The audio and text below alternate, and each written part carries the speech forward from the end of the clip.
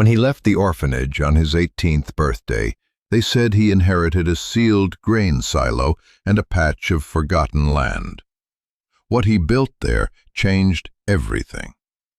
If you've ever felt like you were starting from zero, with nothing but a key to a door you've never seen, then you know how this story begins.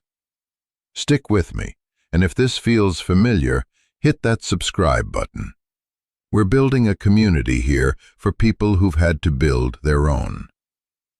The air in Ms. Albright's office always smelled like stale coffee and regret. It was a government smell, the kind that seeps into your clothes and follows you home. A constant reminder that you are a case file, a number, a problem to be managed until you become someone else's problem. For me, that day was my 18th birthday. I was officially no longer the state's problem. I was my own. "Leo," she said, sliding a thick manila envelope across her dented metal desk. Her voice was as tired as her eyes. She was a good person, I think, but the system had worn her down to a smooth, unoffending pebble. "This is it. Your final papers. Your birth certificate, social security card, and this." The "this" was a smaller, more important-looking envelope made of stiff, cream-colored paper. It was sealed with a wax stamp that had long since cracked. My name was written on the front in a spidery, unfamiliar script. "It's from the solicitor for your grandfather's estate," she explained, folding her hands on the desk. She did that when she was about to deliver news that was either very good or very bad, with no room in between. In my life, it was rarely the former. My grandfather. The man was a ghost, a myth. He was the reason I'd spent the last 12 years in a series of foster homes, and finally the St. Jude's Home for Boys. He'd dropped me off one Tuesday afternoon with a duffel bag and a promise to be back in a week. The week turned into a month, then a year, then a decade. He never came back. No calls, no letters, just a hole in my life where a family was supposed to be. "He has an estate?" I asked. The word sounded ridiculous. I'd always pictured him living out of a rusty van or in some flophouse, not a man who had an estate and a solicitor. "Apparently so," Ms. Albright said, her expression unreadable. "He passed away 2 years ago. The will stipulated that the contents of this letter were not to be given to you until your 18th birthday. We've just been holding it." 2 years. He had been dead for 2 years, and no one had thought to tell me. I felt a flicker of something hot and sharp in my chest, but I pushed it down. Anger was a luxury I couldn't afford. It never changed anything. I picked up the envelope. It was heavy. I broke the brittle seal and pulled out a sheaf of papers held together with a brass clip. The top page was a letter from a law firm, filled with dense legal language. I scanned it, my eyes catching on phrases, "last will and testament," "sole beneficiary," "probate has been settled." And then I saw the address, a rural route number in a town I'd never heard of, Havenwood. "What is it?" I asked, looking up at Ms. Albright.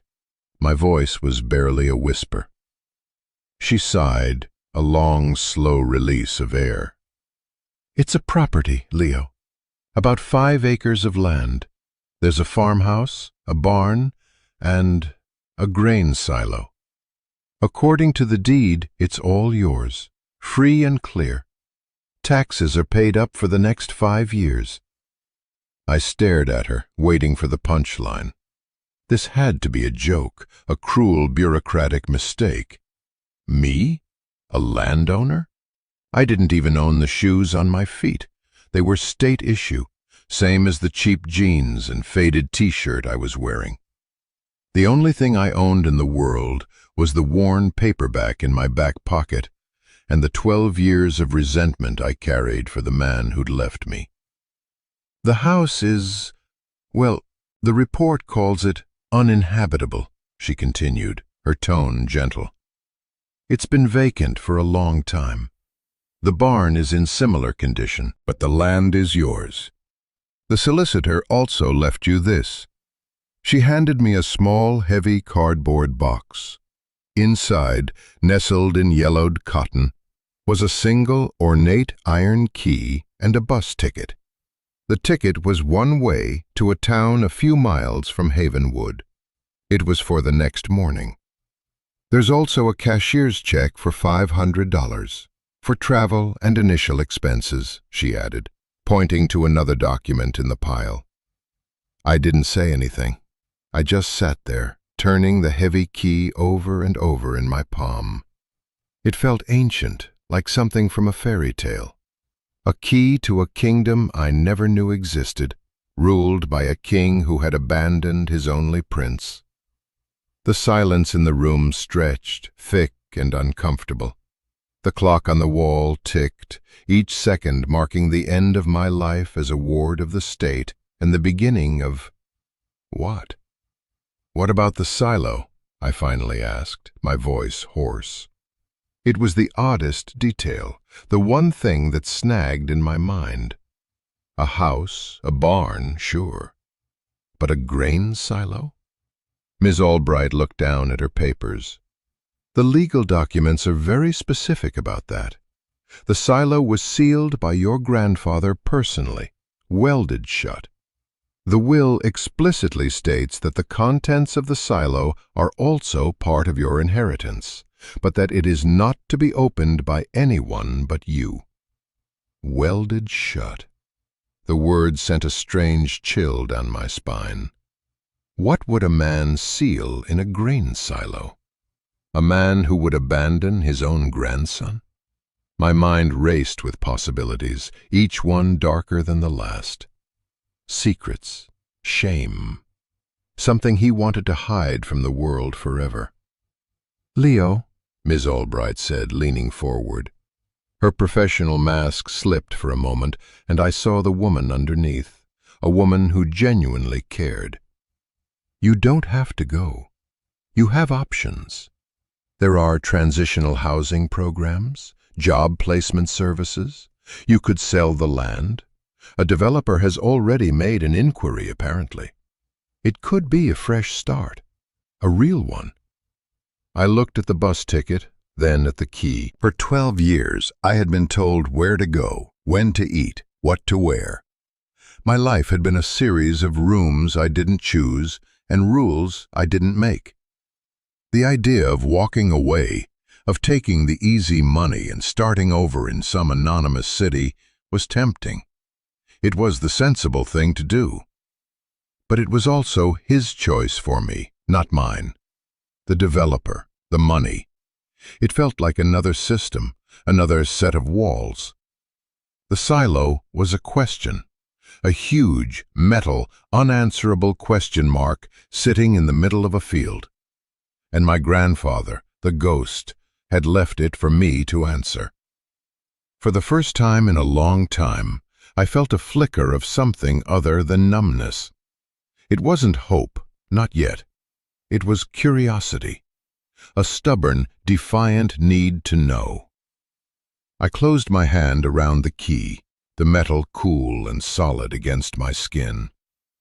I think I have to go, I said, more to myself than to her. I think I have to see it. She nodded slowly, a sad smile touching her lips. I thought you might say that. Just be careful, Leo.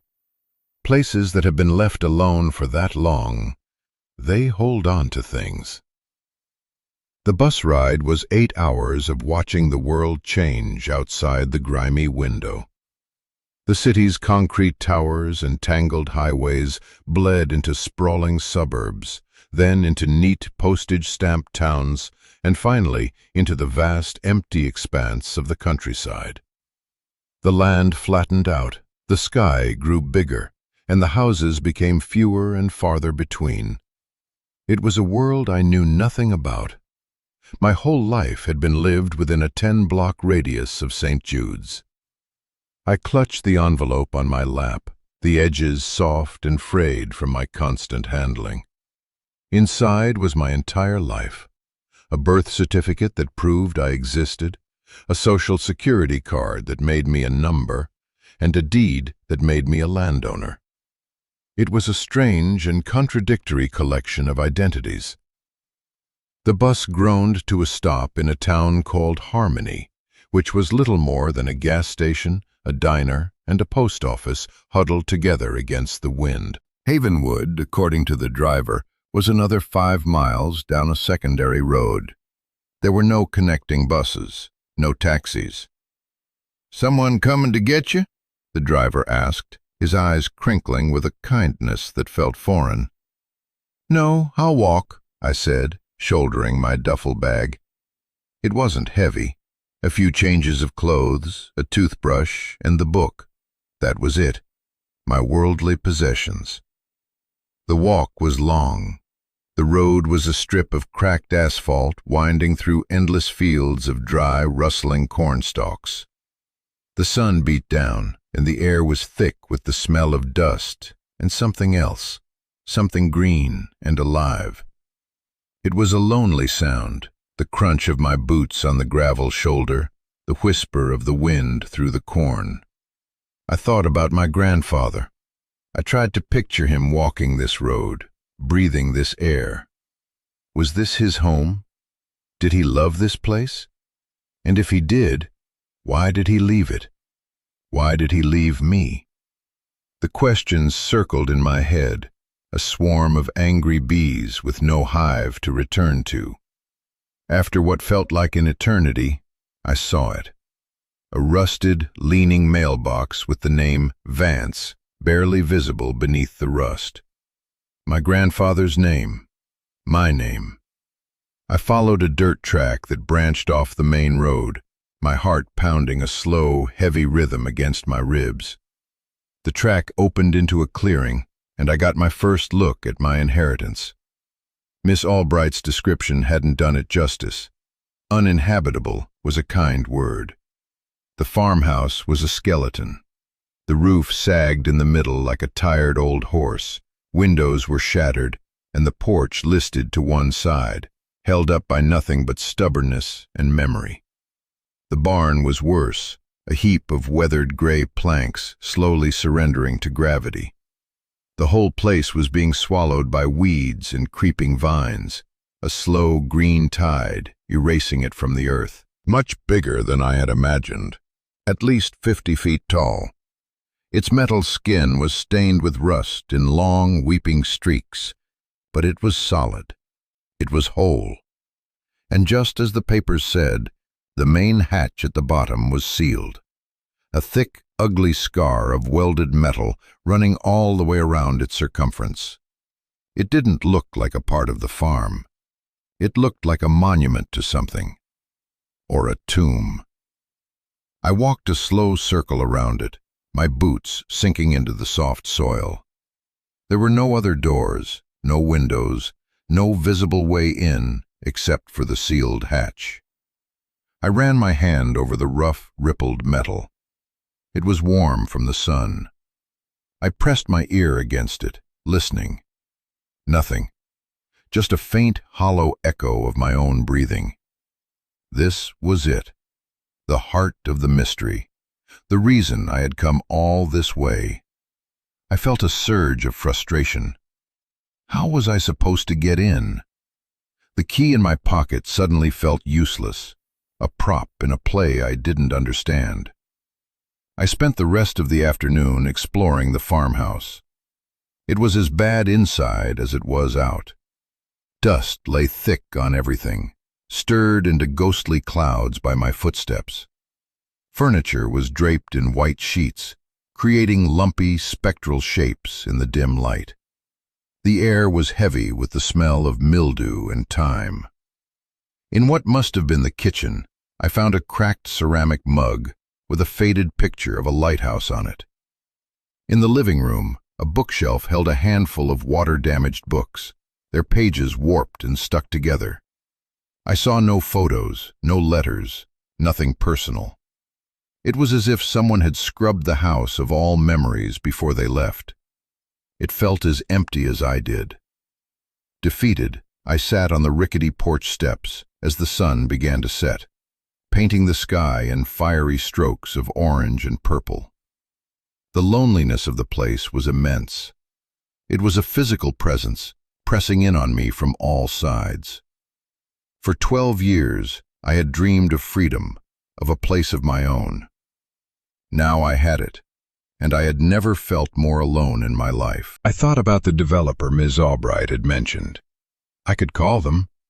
I could sell this ruin and walk away with more money than I'd ever seen. I could get a small apartment in a city, a normal job. I could be a normal person. It was the smart choice, the safe choice. But as darkness fell and the stars began to appear, impossibly bright in the unpolluted sky, I kept looking at the silo. It stood there in the twilight, a silent metal giant. It held the answers. My grandfather had gone to a lot of trouble to seal it, and just as much trouble to make sure I was the only one who could open it. He had left me a puzzle, a final test. And as much as I hated him for leaving, I couldn't shake the feeling that this was the most important thing he had ever tried to tell me. I spent a restless night on the floor of the farmhouse, wrapped in one of the dusty sheets, my duffel bag for a pillow. Sleep didn't come easy. Every creak of the old house, every rustle in the weeds outside, sounded like a footstep, a whisper. I felt like an intruder in my own home. The next morning, I woke up stiff and cold, but with a renewed sense of purpose.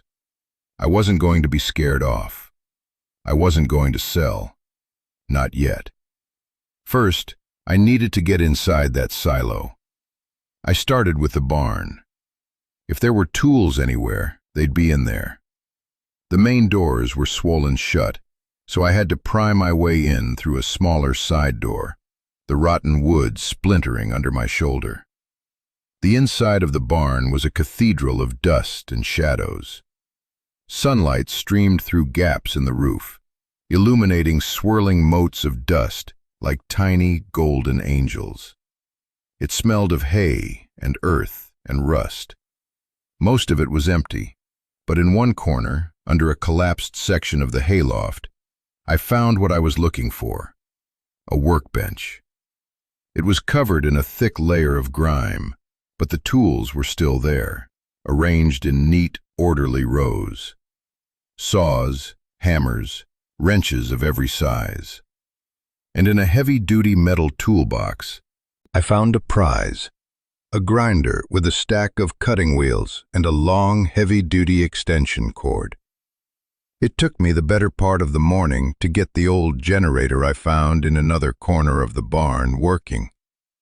It was a stubborn, temperamental beast, but after cleaning the spark plug and siphoning some gas from a rusty can, it coughed to life with a roar, spewing a cloud of blue smoke. The noise was deafening, but it was a sound of progress. I ran the extension cord out to the silo, my heart hammering with a mixture of fear and excitement. This was it. The weld was thick and ugly, a crude, impenetrable seam. I put on the safety goggles I'd found, took a deep breath, and touched the spinning disc of the grinder to the metal. Sparks flew, a brilliant, fiery cascade against the dull gray of the silo. The noise was incredible, a high-pitched scream of metal on metal that vibrated through my hands and up my arms. It was slow, grueling work. I had to cut a line all the way around the circular hatch, a circumference of nearly 10 feet. The grinder was heavy, and my arms quickly began to ache. Sweat poured down my face, stinging my eyes. I worked for hours, taking breaks only to rest my burning muscles and refill the generator. The sun climbed high into the sky, beating down on the metal, making the surface of the silo too hot to touch. I was cutting a doorway into an oven.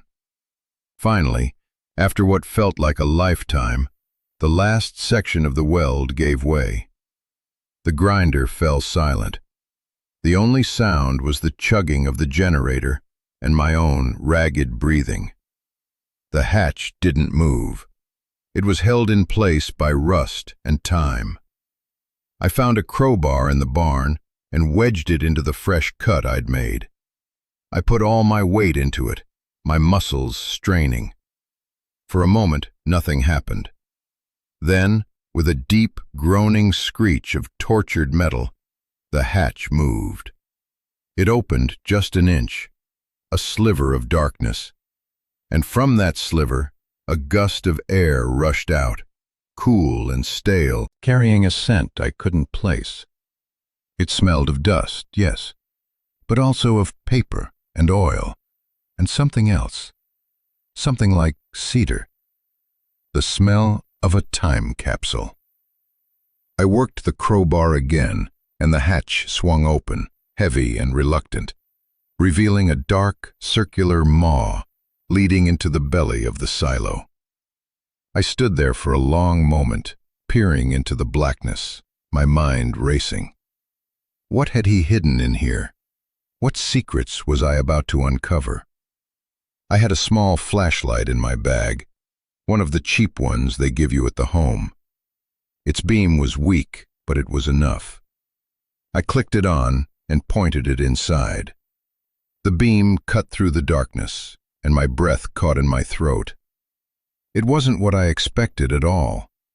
It wasn't a junk pile or a hiding place for something sinister. It was a room, a carefully constructed, deliberate space. The silo wasn't empty, far from it. Against the curved walls, my grandfather had built sturdy wooden shelves that went all the way up, maybe 20 feet high. And the shelves were packed, not with grain, but with boxes. Dozens and dozens of sealed, neatly labeled plastic tubs. There were tools of every kind, neatly hung on pegboards. There were stacks of lumber, pipes, and wiring. In the center of the circular floor was a large metal footlocker, the kind soldiers use. It was closed with a heavy padlock. It wasn't a hiding place. It was a workshop, a sanctuary, a vault. I stepped inside, my boots echoing on the concrete floor. The air was still and cool, a stark contrast to the blazing heat outside. I ran my flashlight beam over the labels on the tubs. Plumbing fittings, electrical wiring, 12 gauge, seeds, heirloom vegetables, first aid, water purification. It was a survivalist's dream, or a doomsday prepper's stash. But it felt like something more. It felt like a plan. My attention was drawn back to the footlocker in the center of the room. The padlock looked formidable. I searched my pockets for the iron key Ms. Albright had given me. My hands were trembling as I slid it into the lock. It fit perfectly. With a satisfying click, the lock sprang open. I lifted the heavy lid. Inside, on top of a neatly folded wool blanket, was a single, large metal box. It was a simple cash box, the kind you'd find at a yard sale, but it felt as significant as a pharaoh's treasure. I lifted it out. It was surprisingly heavy. It wasn't locked. I opened it. The first thing I saw was money. Stacks of it. $100 bills bundled in paper bands. I couldn't even guess how much was there. Tens of thousands? More?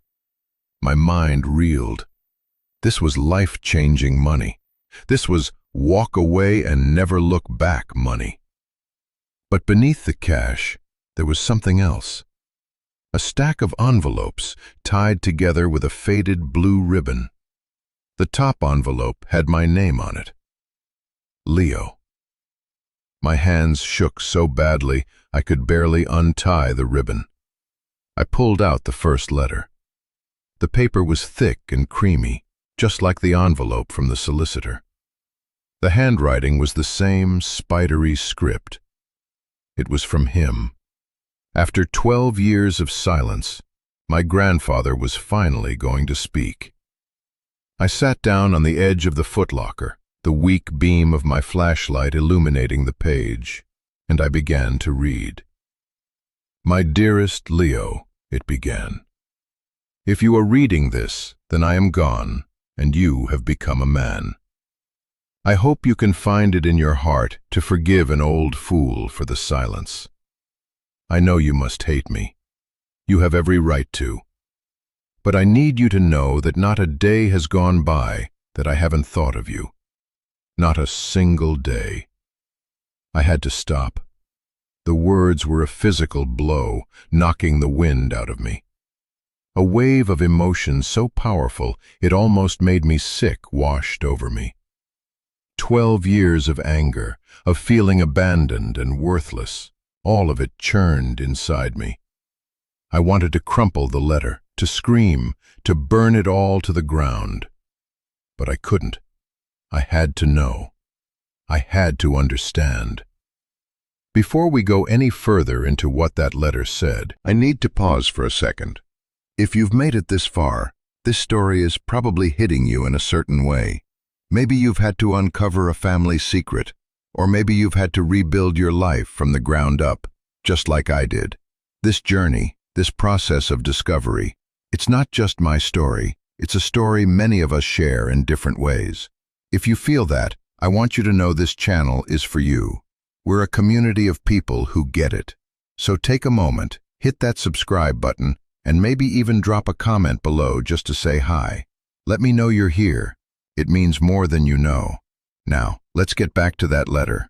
I took a few deep, shuddering breaths, the cool, stale air of the silo filling my lungs, and I forced myself to keep reading.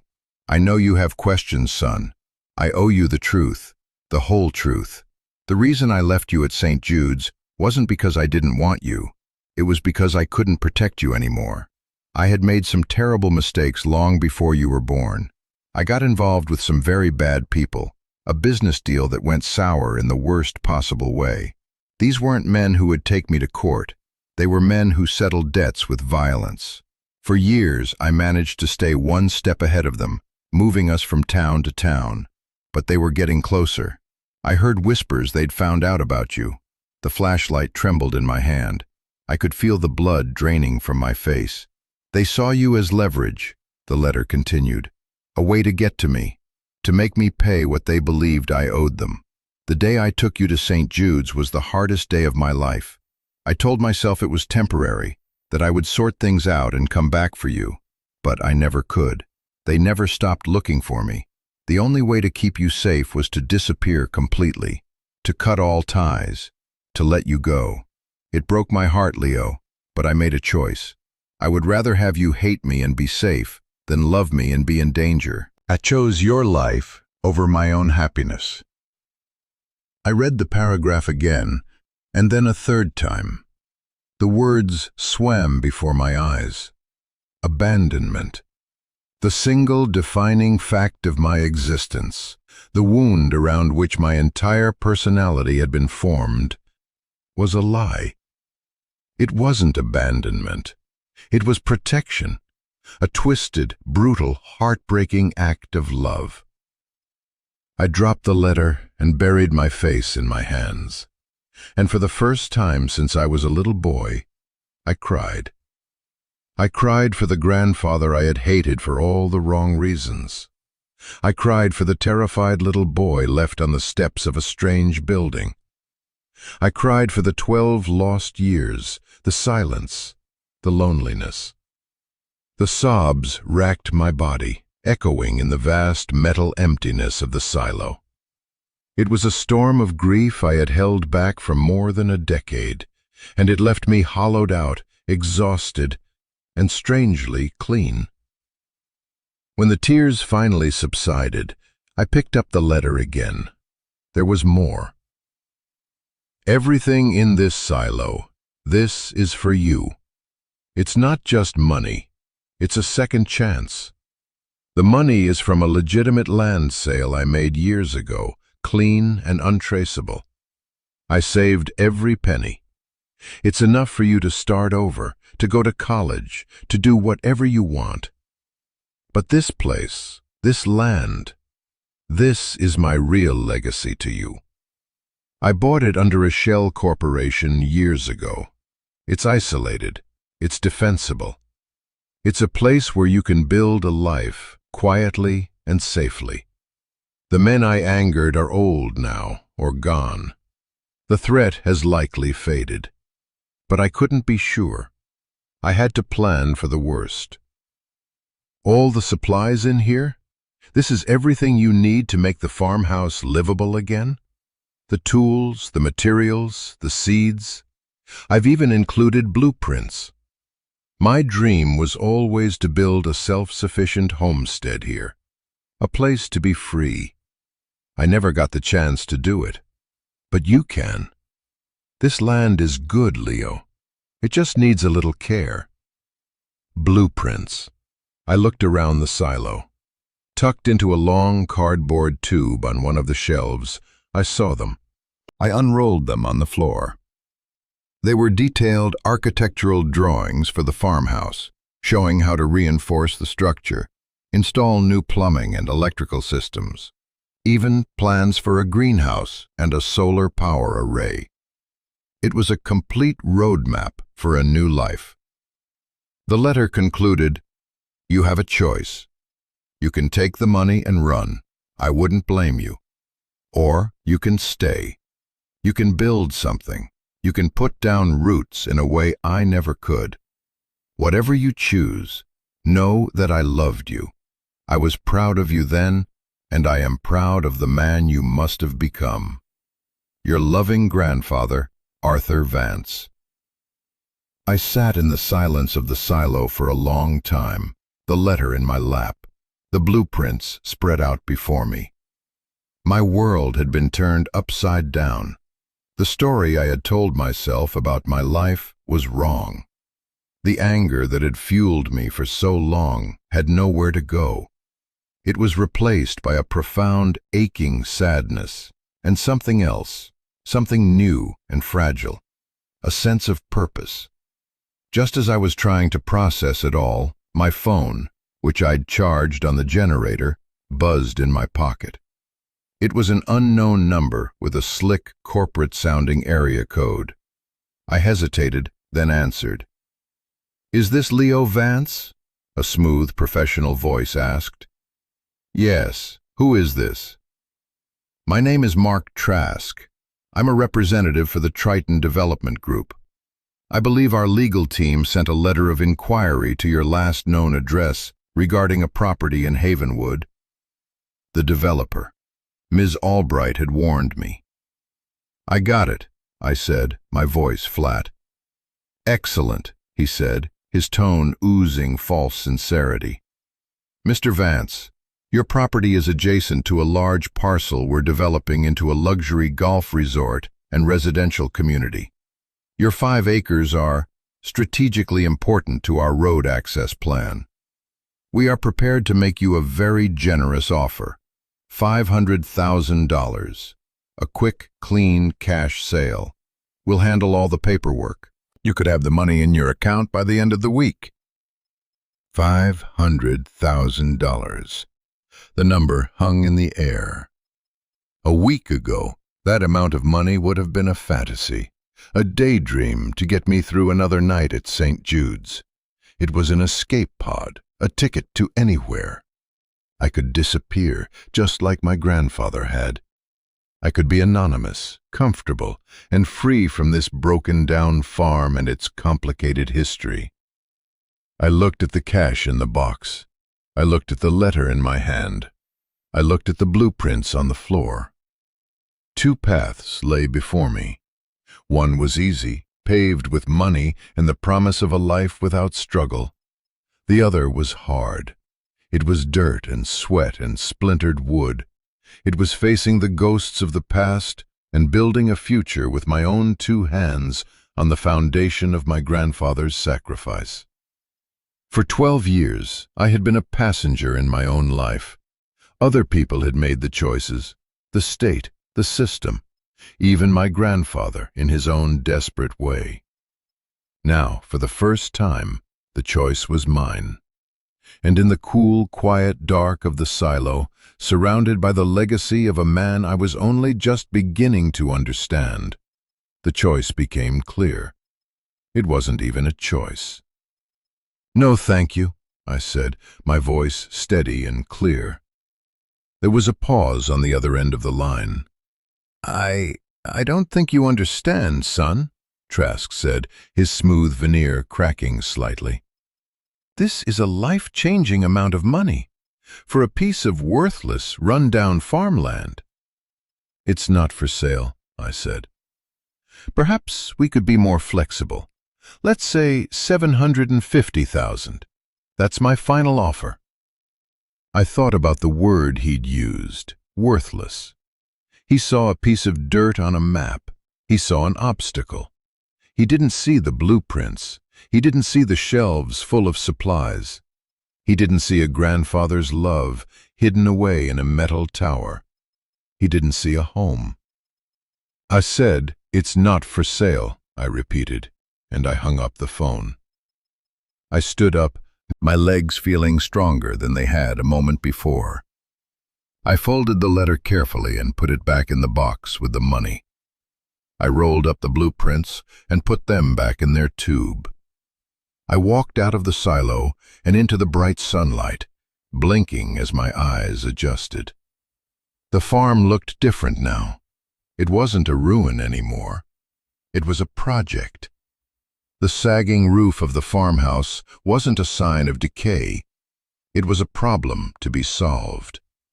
The overgrown weeds weren't a sign of neglect. They were a lawn waiting to be mowed. Everything I saw was a challenge, a line on a blueprint waiting to be brought to life. My grandfather had given me more than land and money. He had given me a purpose. He had given me a home to build, not just to inherit. And I was going to build it. For him. For me. The first few weeks were the hardest. I was an 18-year-old kid who had grown up in the city. I knew how to navigate a subway system, not how to fix a leaking roof. I knew how to keep my head down in a crowded dormitory, not how to clear a field. I started small. I used the tools and lumber from the silo to repair the porch steps, making the house safe to enter. Then I tackled the roof, using heavy tarps to patch the worst of the holes before the autumn rains started. I spent days just clearing the weeds and brush from around the house, slowly reclaiming the yard. Every task was a lesson.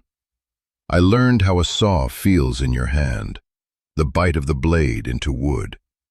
I learned the satisfaction of driving a nail straight and true. I made mistakes. I cut boards too short, hit my thumb with a hammer more times than I can count, and nearly fell off the roof twice. But every evening, as I sat on the newly repaired porch, bruised, exhausted, and covered in dirt, I could see the progress.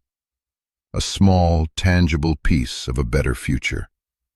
I lived out of the silo for that first month. It was my base of operations. I set up a cot and a small camping stove. It was dry, secure, and organized. It was more of a home than any place I had lived in for the past 12 years. My trips into town were infrequent. I had to conserve the gas for the generator.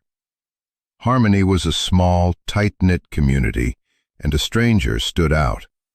The first time I went to the local hardware store, the owner, a grizzled old man named Hank, looked me up and down with suspicion. "You're the kid who bought the old Vance place," he said. It wasn't a question. "It was my grandfather's," I replied, trying to sound more confident than I felt. He grunted. Arthur Vance. Haven't heard that name in years. He was a strange one, kept to himself, left in a hurry. He squinted at me. You look a little like him. I bought what I needed, nails, sealant, some basic supplies not already in the silo. As I was leaving, Hank called out to me.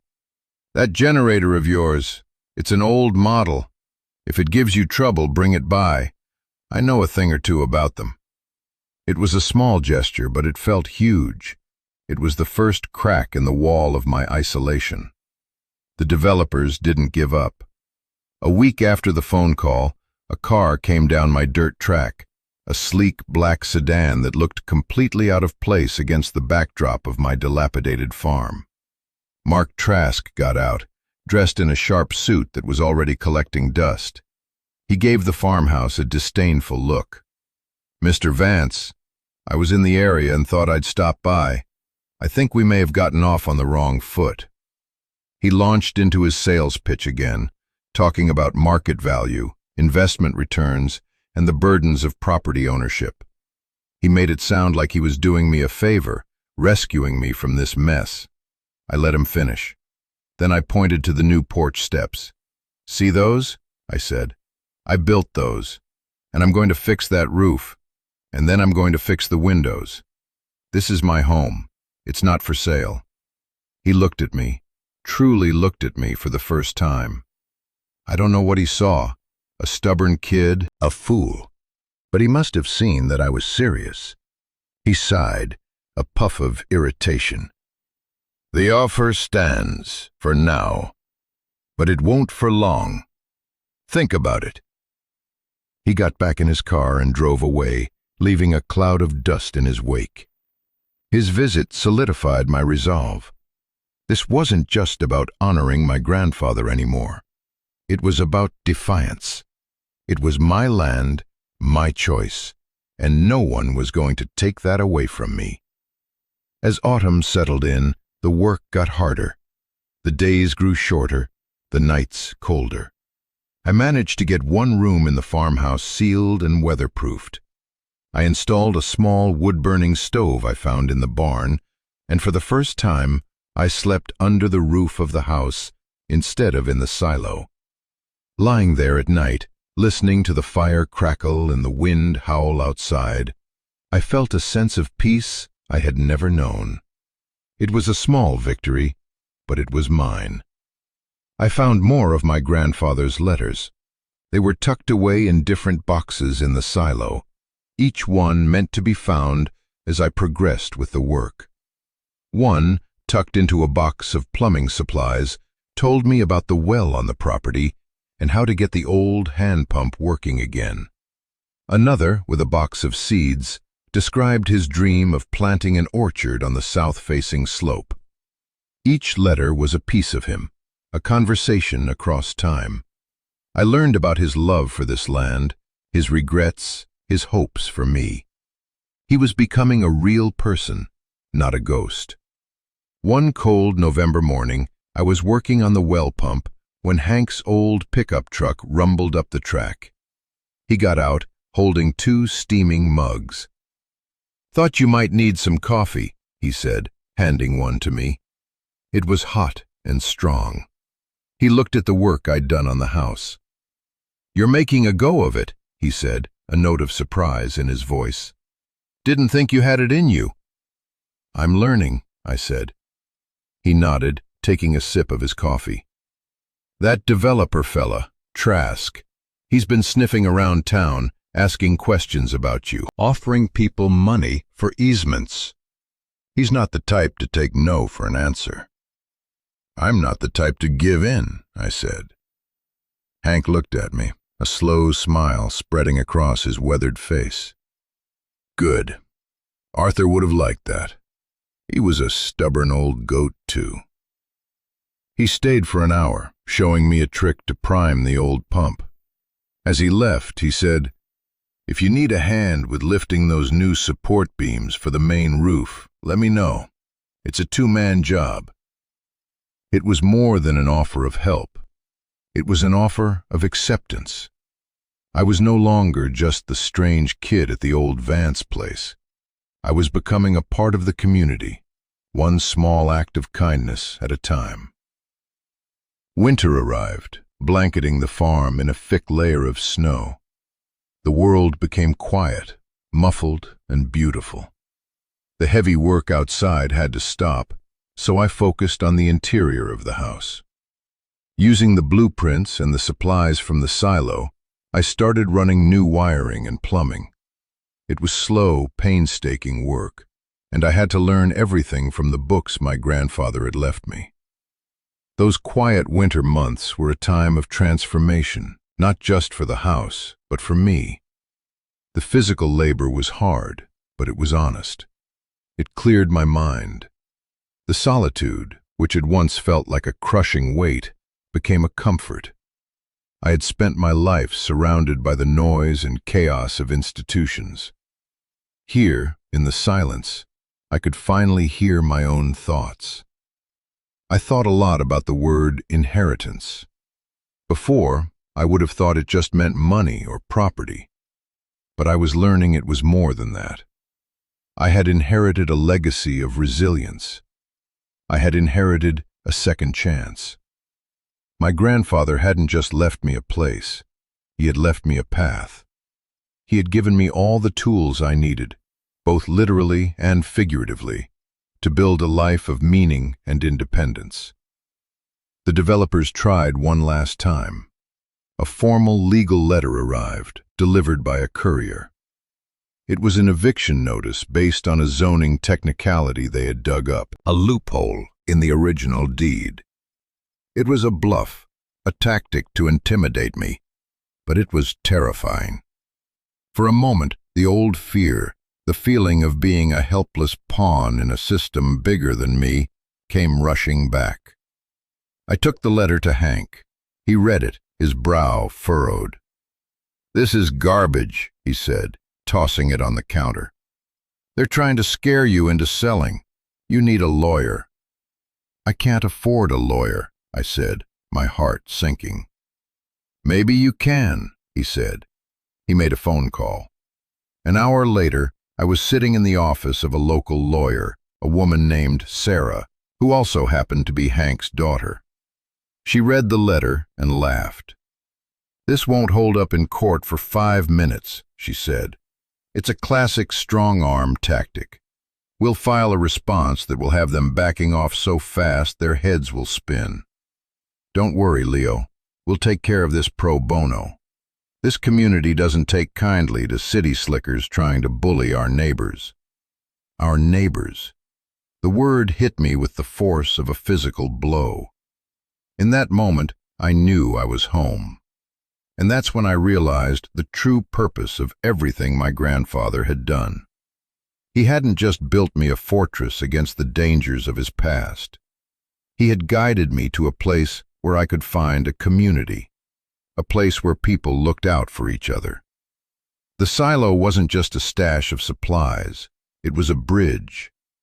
It was the means for me to survive long enough on my own to be able to accept the help of others. He hadn't just given me the tools to build a house, he'd given me the chance to build a life. Spring came, and the farm exploded with life. The snow melted, the grass turned a vibrant green, and the trees began to bud. With Hank's help, I got the new support beams for the roof in place. Sarah's legal response had worked. I hadn't heard another word from Triton Development. I started tilling a small section of the yard for a garden, using the heirloom seeds from the silo. I wasn't alone anymore. Hank would stop by regularly, sometimes with tools, sometimes just with coffee. Other people from town started to visit, curious to see the progress. They'd bring pies, or offer advice, or lend a hand for a few hours. They saw that I was serious, that I was putting my heart and soul into this place, and they respected it. One sunny afternoon, I was standing on the hill behind the house, looking out over my small kingdom. The farmhouse stood proud, its new roof gleaming. The yard was clear. The first green shoots were pushing up in the garden. It was far from perfect. There were still years of work ahead of me. But it was mine. I had built it.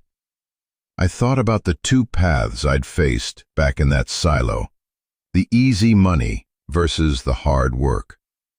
And I knew, with a certainty that settled deep in my bones, that I had made the right choice. Money couldn't buy this feeling, this sense of accomplishment, this sense of belonging. My grandfather's final letter, which I'd found in the box of seeds, had a line that I had taped to the wall inside the house. Home isn't a place you find, Leo. It's a place you build.